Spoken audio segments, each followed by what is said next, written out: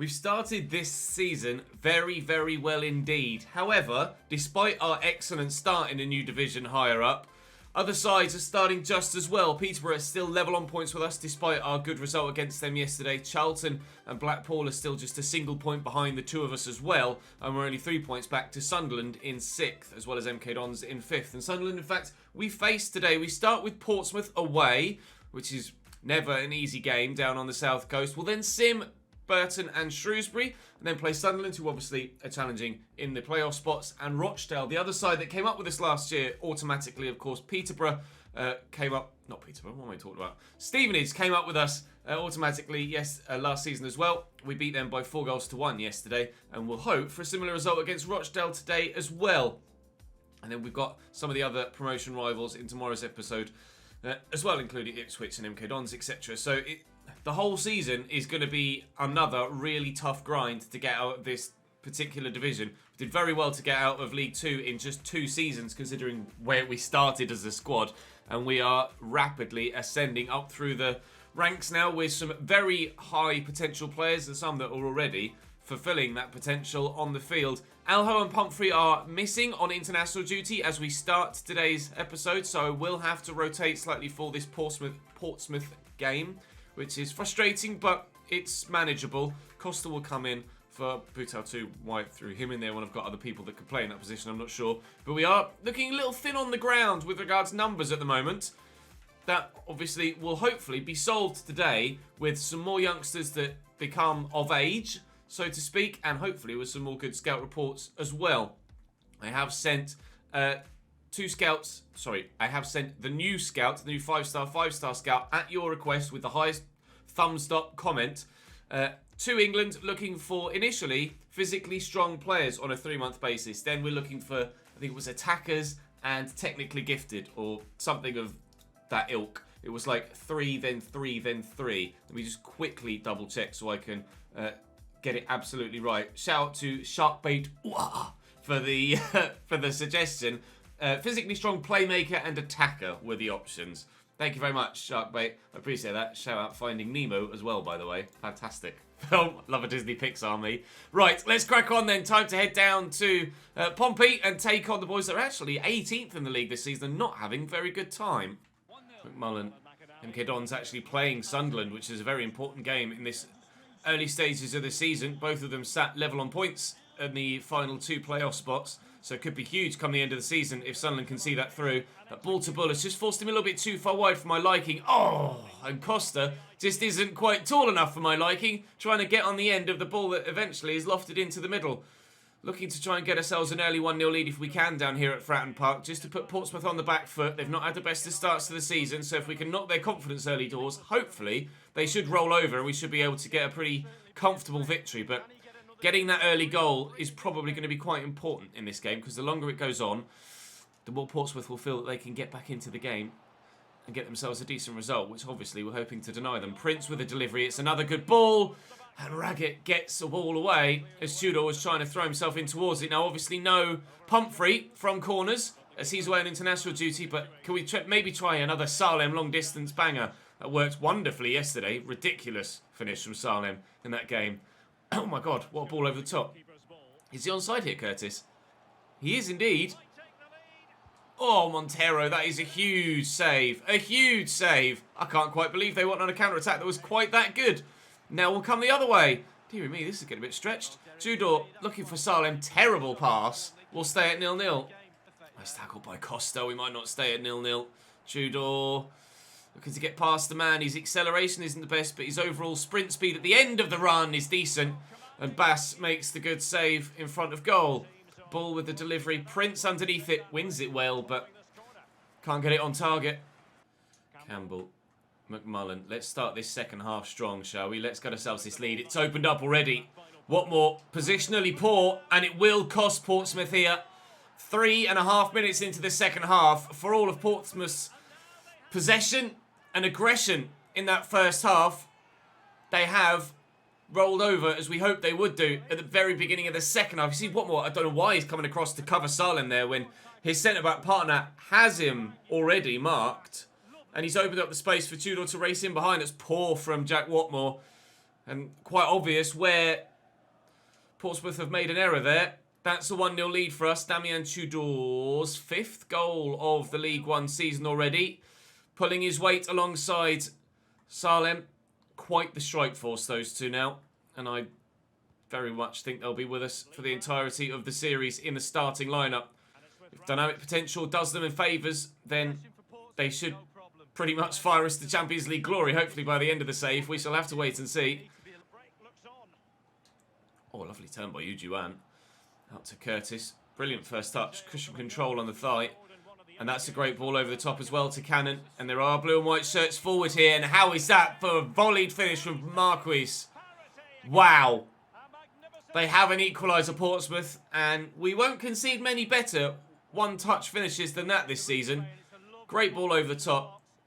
Great control on the head. Ball into the middle, but that is the greatest thing that happened in the move. The defender tried everything to get there, but Jenkins just wasn't quick enough in the reactions. He went for a John Terry Salmon-esque dive with his head to try and get there. That would have hurt a lot if it had connected with his face as Marcus had volleyed that. But they have an equaliser, Portsmouth. They're back on level terms. We have to make sure that we don't let them turn this around completely. We've got some fresh legs on in midfield now with Helmet Boy Gardner coming on in the midfield for the tired Costa. I was hoping he'd help us hold on to what we've got and maybe build on it. Now we need to get back what we had rather than hold on to what we've got. Here's McMullen. Turning well onto his left foot. Through that gap, looking for a ball, but it's well picked off by Johnson. We're going to have our work cut out to win this now from here. That's a great delivery. Campbell gets to it, but can't clear it properly. Morris in the box. Clark gets to it. Still the ball won't leave our defensive third. Another good delivery. Campbell's up. It's Pope, in fact. Oh, Gardner can't get there. And if that had travelled into the roof of the net from Harness, that would have been, hands down, the best goal we'd conceded probably in this whole save, let alone just this season. Oh, not far away at all. Everybody just standing and staring as it flew into the stand. Forward to Salem. Tudor's making moves. And again, same mistake from Jack Watmore. He has not learnt. And it will cost them again. He may well hold his head in his hands, but so will his teammates. You saw it happen again. I recognised it from the first time. Watmore comes across to cover Salem for no reason when his other teammate has him covered. And it opens up the space for Tudor to run in behind. A gift. A second gift from Portsmouth. Show us a replay, please, if you don't mind. I want to show you guys visibly watching it again. Look, Watmore, number 6, comes across. Why? Oh, mate. There's only one man at fault for Portsmouth not getting anything from this game, and that is Jack Watmore. A player that we have used in previous saves and was decent for us as well, but not performing for Portsmouth here on this occasion. One man the issue in their defensive line. 3 points coming our way at the end of this game, unless they have a remarkable recovery in the final 4 minutes of added on time. But now that we've won the ball back, we'll just pass it about. We will ensure that we get the win. And Portsmouth will have to settle for nothing. Maybe that is why they are struggling down the bottom end of the table. Just individual errors, not able to maximise their potential from any given game. And the referee will do us a favour. Right, that's a good win. That will do us very nicely indeed. We shall advance towards the next game midweek, where Rotato will take on Burton. Clark has completed his development to Sweeper, so he's now 58 rated. That's happened literally between game 1 and now, but I think he's reached the end of his potential, don't you? Because it's going to take over a year to retrain him anywhere else. So certainly we are getting, not desperate, but certainly a little bit more anxious to get those centre-back options sooner rather than later. There was some call, actually, for the guy that we've got on our shortlist, the 5'11" centre-back French guy, Bondo, to maybe be used as a wing-back. And to be fair, with 72 acceleration, 73 sprint speed, I could, but his technical stats are so poor that he definitely would only really suit a centre-back role. Marco Assis, I really don't think we're going to be going for him at this stage. And Bilson, still seeing some support from you guys in the comment section, but whilst Bull remains our starting man, there's no reason to go for him. I'm not going to sign him for the sake of signing him. That would just be silly when we've got other players that could play in similar positions that have the potential to get to that sort of level as well. So, Grasso is still growing nicely, or will continue to do so, hopefully. He definitely is going to be more of a wing back than a centre back. Although he's 6 foot tall. Santoro, really hoping that he turns 16 soon, so I can call him up. Schmitz, his potential window has really shrunk, unfortunately, so I'm not sure what's going to happen with him. Vermeulen's still waiting for that 16th birthday so he can come up and join the starting lineup, and a couple of others looking a little bit more promising than they were, but we'll hopefully continue on with our good form and get a win here against Burton in the Rotato game. Pumphrey having to come out, unfortunately, and Clark coming in. Pope at left back, which is not necessarily what we want, so we'll throw Campbell in there. Actually, no, we'll throw Lewis in there. There we go. I might have to do that permanently for the time being whilst we're waiting for some of those other youngsters to become of age. Right, a 2-0 defeat at home to Burton. That's unexpected. I would have thought Rotato still would have been good enough to get a result there, but no. Kane Hemmings could have had a hat-trick if he didn't have one chalked off. Presumably that was a penalty miss. Right. Bull, what's Bull want? You've got to be honest with me. What you've got to be honest with me about. Oh, okay. He's very insecure, isn't he, Lucas Bull? Always worried about not being in the starting lineup. The only thing that you should be worried about with it regards to our starting lineup is not being in it because you've been sold. Right. First team 11 back in. This should be more straightforward. And is very much so. Salem, Pope, Bull, and Salem. A brace for Salem, one for Pope, and one for Lucas Bull. Solid 4-0 away victory against Shrewsbury. Up next for us then, Sunderland, who were challenging for the playoffs, still are challenging for the playoffs, and you can see that Peterborough have opened up a 3-point gap at the top of the table. Now, with the lack of depth we have in the club currently, or in the first team squad currently, I will reject that offer for Gormley for now, and hopefully it won't be long before those guys in the youth squad actually make the step up. So we could really do with getting a win here against Sunderland and then backing that up with a good result against Rochdale as well, because we don't want to let Peterborough run away with this. And there are only 2 automatic promotion spots this season, of course. 3 up from League 2 to League 1, but only 2 automatically up from League 1 to the Championship. And with Charlton, MK Dons, Sunderland, Blackpool, Fleetwood, Wigan all sniffing around that second spot and chasing us down, we cannot afford to let up and lose too much ground. The odd defeat here and there isn't too bad, but a prolonged run of poor form could see us out of any potential title or automatic promotion fight before we've even gotten started this season. And I don't want that. Time to play Sunderland. Big game. Another former club for me, of course, on the channel. Forward to Alho. And there's Tudor. I actually want to try and use Prince here if I can, but I'm being hounded out of it by Sunderland. We've had in different times against promotion rivals in this season so far. Good games against Stevenage. Good games against Fadzine. Inside to Stewart. There's a bit too much space here for my liking. And Dobson over the top to O'Brien. And there is a very quick start for Sunderland. We've had indifferent times against promotion rivals so far this season. A relatively comfortable win over Peterborough. Relatively comfortable win for Hull against me. And Sunderland take a very early 1-0 lead. And that was particularly well put together. Lovely little lifted ball here by George Dobson into O'Brien. Just settles it in front of himself before hammering it home. And we're on the back foot right off the bat. Not exactly what we were after here, to be honest, especially at home. I don't know how this one's going to pan out. I have a bit of a Hull City vibe about this, unfortunately. But hopefully we can get ourselves back in it. And it's just a momentary blip. But I can't seem to string together 5 passes at the minute. Fleetwood have taken the lead against Peterborough, though, which is good news for us. If we lose, though, we won't get the opportunity to maximise on their potential downfall. Oh, nice interception, but it still reaches Diamond. Challenge from Pumphrey, who is back in the starting lineup with Alho today. Back from international duty. And yep, very much Hull City vibes from this. 2-0 Sunderland inside 15 minutes. Some boos ringing out around Barrow Boy Lane, and we are getting battered. Through the gap nicely, and Alho. Oh, Bull, that's a heavy touch. He's gotten very lucky there. Alho. It's weird. With our full strength side out again, with Alho and Pumphrey back, we're actually playing worse and getting beaten quite convincingly so far.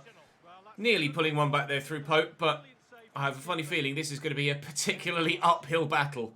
It would be an uphill battle against most sides, but against someone that is as strong at this level as Sunderland, this is going to be really difficult now. And they just keep finding space in behind. O'Brien. Here's Wyke. Charlie Wyke through the gap, finding George Dobson. Back to O'Brien. He and Dobson both have one. Oh, but O'Brien doesn't have a second as that was skewed well wide. Dobson, Wyke, O'Brien. I am really struggling here, lads. Like, really struggling. I can't do anything against Sunderland. And they always have a man free. I don't know what's going on with our defensive positioning, but as Peterborough are losing heavily to Fleetwood, we're losing even heavier to Sunderland. They got very lucky there with the way that fell back to them, but such seems to be our luck in this fixture. This league, in some cases, is going to be pretty straightforward, and evidently in others, not quite so much. Hull and Sunderland proving that there are definitely sides at this level, despite our rapid growth as a side, and with individuals that are probably higher rated than most at this level. It's not going to be a cakewalk to get that automatic promotion spot. We are going to have to work hard all season long to get ourselves out of this division if we want to do it automatically. Otherwise, it will be the lottery of the playoffs. So I'd very much rather avoid. Into Stewart. Ball option out wide. Oh, Prince can't quite get there. McLaughlin. Diamond. Oh, I've definitely fouled him there. I tried to step in and get to it. It's definitely a foul from Jenkins. Doesn't deserve a booking of any sort, but I was just late. I was just late in the challenge there. Came across and committed just as he was playing the pass, unfortunately. Oh, God. Dobson for his second. And puts it top right. Sunderland 4 in the first half. Barrow 0. A rude awakening. Wyke. Out wide as Sunderland look to just pick up where they left off in the first half. And they very much seem like they're doing so. Charlie Wyke. Ball back to Carl Winchester. Into Charlie Wyke again. Oh, smartly inside to Stewart. I steal it away. Pumphrey's done well. Oh, what is our luck in this game? Montero da Costa does make the save, albeit not very convincingly. And Sunderland have a chance from the corner now. Winchester will take it himself. They made a change. Scowen is on for Dobson. Wyke will knock that down. And Winchester will pick it up again. He's onside. He's still going. I thought that the teammate was going to pick up on that then. Stewart back to Scowen. Could shoot. He's lofted it. O'Brien comfortable enough for Montero da Costa. This is only going to get worse for us, I think, in this game. I don't see this getting... Oh, I don't see this getting better. Ball was away there, though. Had he been able to stay onside. Stewart over the top to O'Brien. The battering continues. I don't think I've really threatened much the other end so far at all. And we are getting threatened this end again. Oh, they're just taking the mickey. They are really wiping the floor with me here. We've not been destroyed this comfortably for a while. Hull were the better side against us, but they only managed to score 2. I've got literally nothing against Sunderland. Literally nothing. 5-0 to the visitors. Talk about a great away day. Unfortunately, we're the home side. Alho. Into Bull and to Tudor. Salem is there. Oh, hounded. There's space for McMullen actually. And I'll look for Salem. Oh, can we get one? No. They can't even let me have one. Luke O'Nien does well to keep that in. And Pope was offside. Let me have a consolation goal at the very least. Please, Sunderland. Christ alive. Give me a chance. This is like the worst return of an X ever. We used to manage Sunderland, we used to manage Hull, and both have battered us when we've come up against them here. Time for Butu Tau to have a chance. Still waiting for him to change to a striker. Still waiting for Berger to change to a centre-back. These youngsters are taking their time in their position changes, but I guess our form isn't necessarily helping things. Oh, dearie me. 5-0 and counting. 15 to go.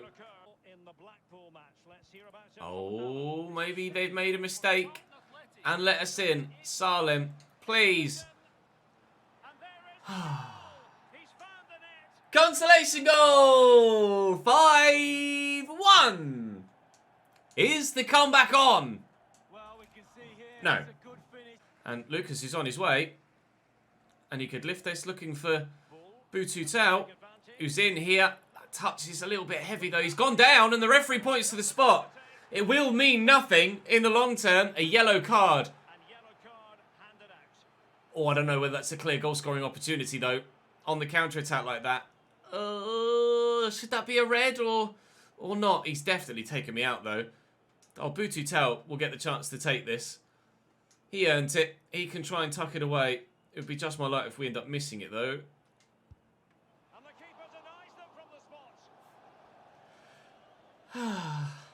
Hashtag just Chesnoid things.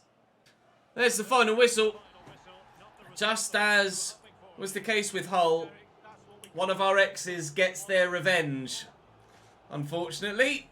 And, well, Sunderland got a much better revenge than Hull did. I have no idea what happened in that fixture. Oh, dearie me.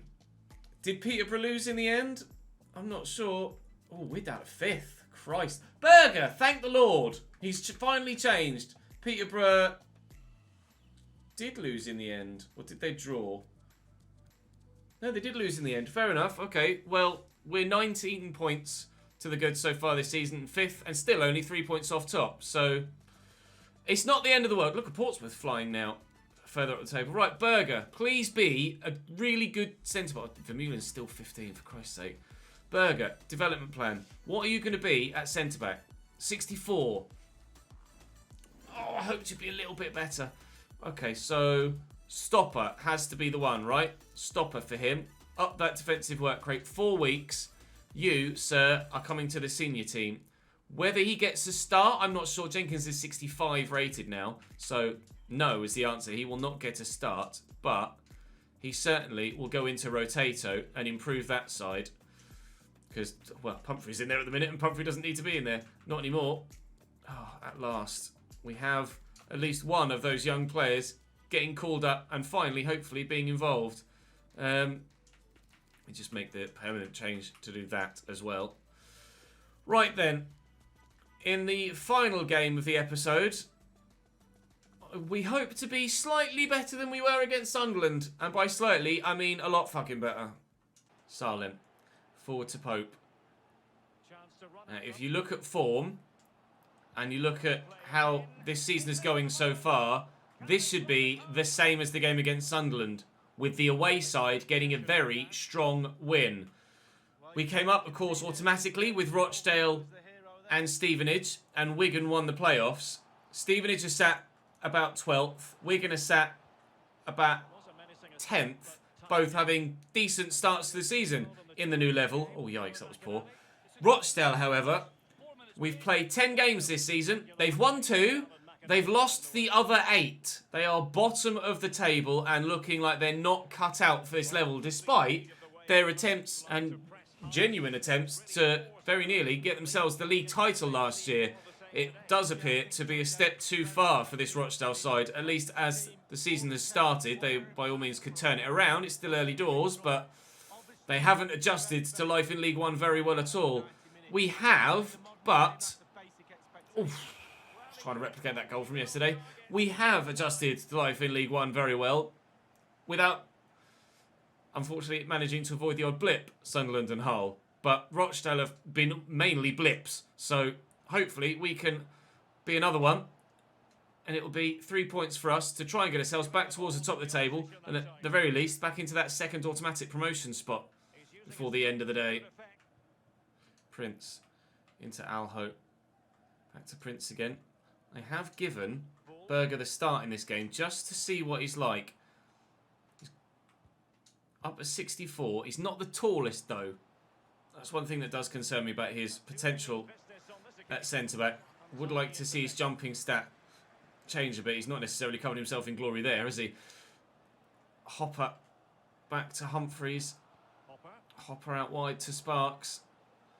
This could spell danger here if Rochdale can find the right ball into the middle. I can't remember how we did against them last year in the promotion fight. I think we always seemed to do quite well, didn't we? Oh, very nearly at the second bite of the cherry, getting the goal to give them the 1-0 lead. To be delivered into the middle by Finney. Looped and Pumphrey's up. Ever reliable aerially, Roderick Pumphrey, even if the men alongside him aren't the tallest or the strongest in the air. Campbell will try and close the man down. Actually, speaking of Campbell, Jenkins is the one that's been dropped out for Berger. Jenkins is 6 foot, so only an inch taller than Berger as it stands anyway. Their jumping stat is not too dissimilar. Obviously, Jenkins is slightly higher, but Jenkins has quite a bit of pace and is also available to play at right back. So, whilst, yes, we have Abdelli there as well, Jenkins can also play a bit of a squad role for us now.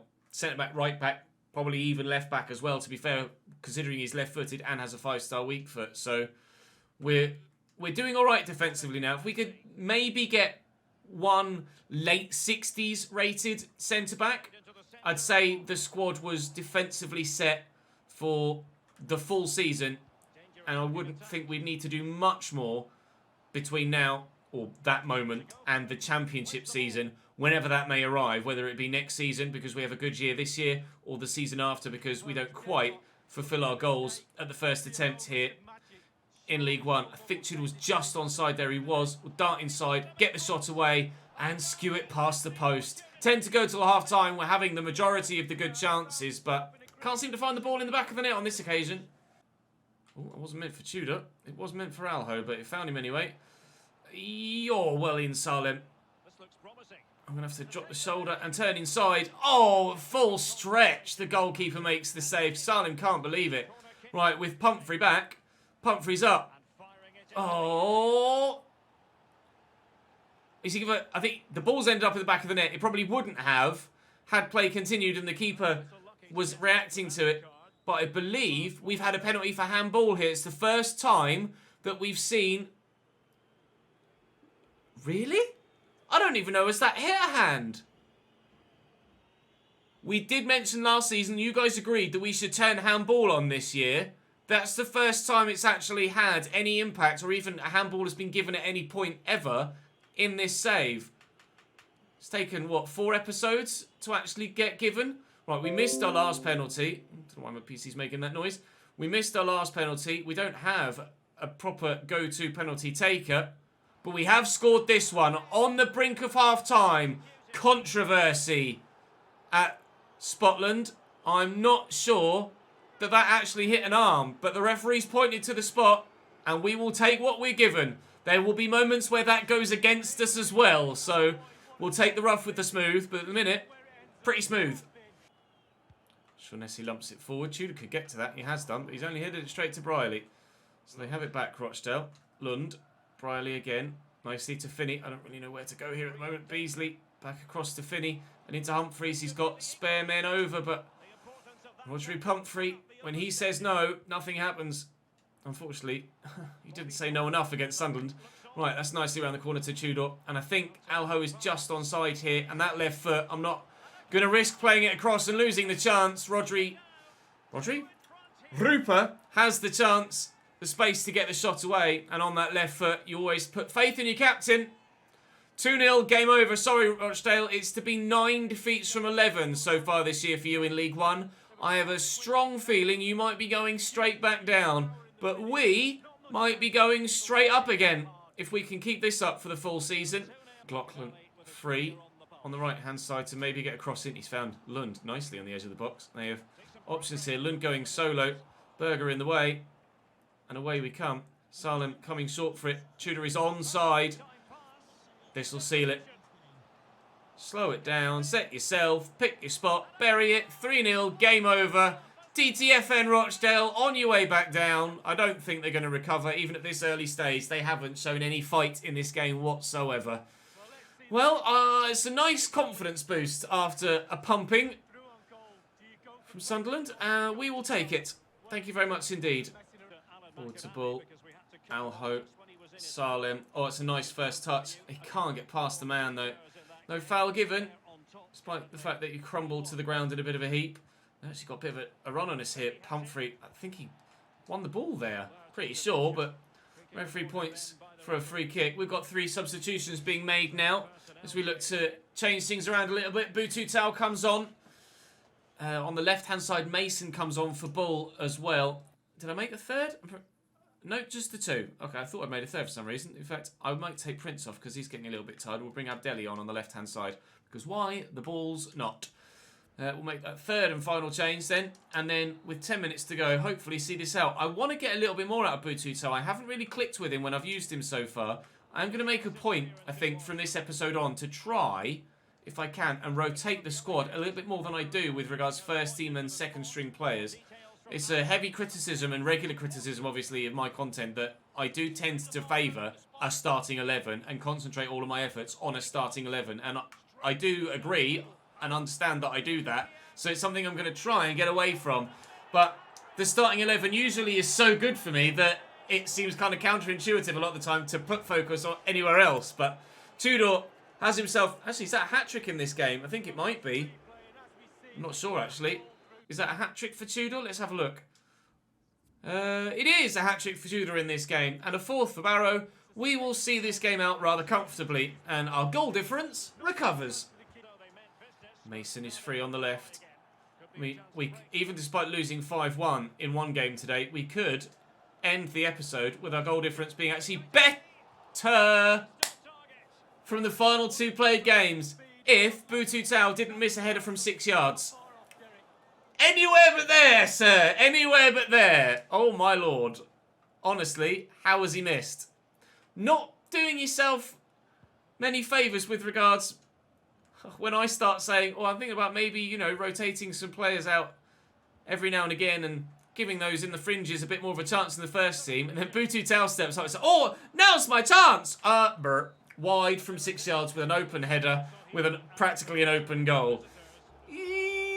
Okay, fair enough. A 4-0 win against Rochdale, and we level out our goal difference from the game against Sunderland, but I mean, we deserved that win, didn't we? You can see the stats there. Very one-sided in the chance creation. And Sunderland have bounced from beating us 5-1 to losing 2-1 at home to Crewe. So, I don't really know what's going on with Sunderland's season. We are back into that second automatic promotion spot. Peterborough only draw as well. It seems that nobody really wants to crack on and try and run away with this league title. I have a funny feeling, with the way that things have gone so far, that this may well end up being a very, very tight fight, as the title was last year, but I don't think that fight is going to be just for the first, second and third spots this season. It's going to run all the way down to outside the playoffs, because nobody looks like they're wanting to let up at this particular moment in time.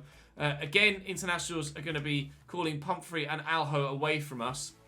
Turn 16, Julian! Turn 16, Christ. Santoro, 63 rated still, and trying to get some growth out of him continually. Grasso, 63 rated still, and trying to get some growth out of him continually. Hopefully at some point it starts to happen for one or both of them. Schmitz, I really don't think that he's going to be the answer now, despite the fact that his physical stats are great. Technically, he's not advancing quickly enough.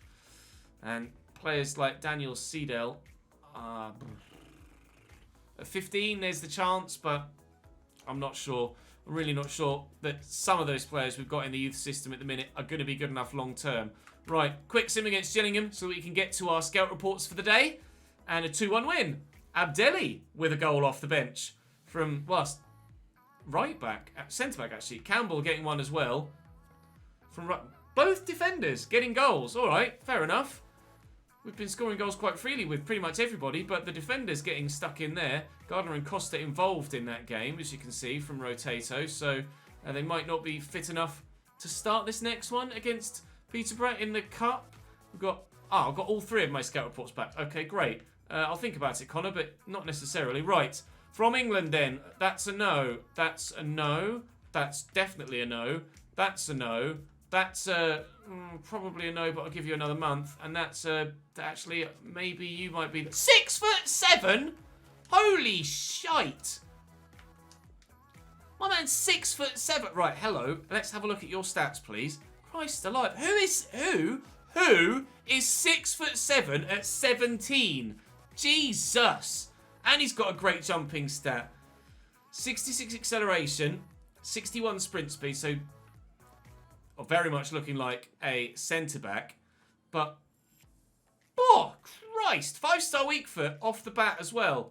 Ball-playing defender, probably. Because his pace is, for the time being, good enough. That's 8 weeks. That's 8 weeks as well. His physicals don't really need it. I'd rather get stand tackle, interceptions, and defensive awareness up. Ball-playing centre-back. Bloody hell.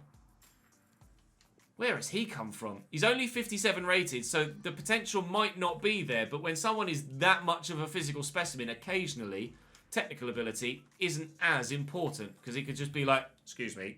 You don't actually need to tackle people if you could just pick people up and move them out of the way. Rosario Palmieri might be okay. We'll have a look at him from Italy, and maybe we might have something there as well. It's always intriguing to see what comes through these youth setups, even if you don't get a lot of them actually make the cut. 54 rated. I mean, as an all-rounder, he looks like he could be pretty decent. And Grokor, 67 stand tackle. He might be better as a CDM, you know.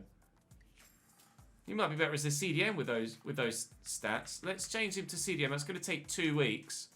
I think he might suit that role a little bit better. Let's see what he looks like when he's changed his position then. Because we, at some point, obviously, will be changing our formation from 4-4-2. That won't stay all the way through to the end of the save. I'm going to say no to Robin Hansen now. No. Oh, maybe, just because of that window. He's 15 with a similar window, so maybe. Sweden, not that much of a happy hunting ground for us at the moment. Who was it we called up there then? Let's have a look. They'll be on balanced. It was Lundberg. Joachim Lundberg, 6'1". No. Palmieri is a better option than him. And I don't know how to pronounce that accent over the A. I'm going to say Manson or Manson. But feel free, if you're Swedish, to correct me in the comment section down below. And again, I just don't see it.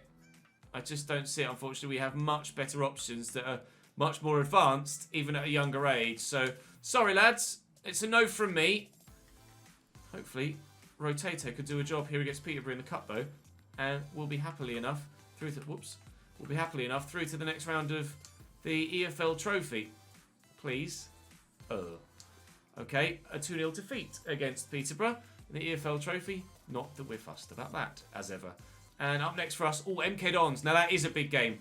We are top of the league after that win against Gillingham. Jenkins is saying he wants to play the next game. I'll think about it, Gavin. And keep working on your game, Connor. You'll obviously start the next one as we go back to the first team 11. Alho and Pumphrey out on internationals again. Well, Jenkins will get his chance, as will Berger then alongside him. So we're top of the table, but as ever, very, very, very tight. And only a point away from our first opponents tomorrow, MK Dons. 2 points away from Peterborough, 3 from Sunderland, 4 from Portsmouth and Charlton, and 6 from Stevenage, Crawley, Blackpool, Fleetwood and Wigan a further point back, Hull a further point back. It's still going to be a long fight from here. But that will do us for today. Thank you very much for watching, guys. Please, as ever, do drop the video a like. It really does help push the content to new people. I very much appreciate your support continually on this save. Hopefully you're enjoying it. The team is growing well. We're getting slightly excited about some of these youngsters that might be coming through. Hoping for that diamond in the rough to present himself sooner rather than later, though. And maybe throw himself right into the mix in the starting 11 immediately. That's the dream. We'll see if that dream becomes a possibility or a reality in later episodes. But for now, that's all for today. Thank you very much for watching, guys. I'll see you later.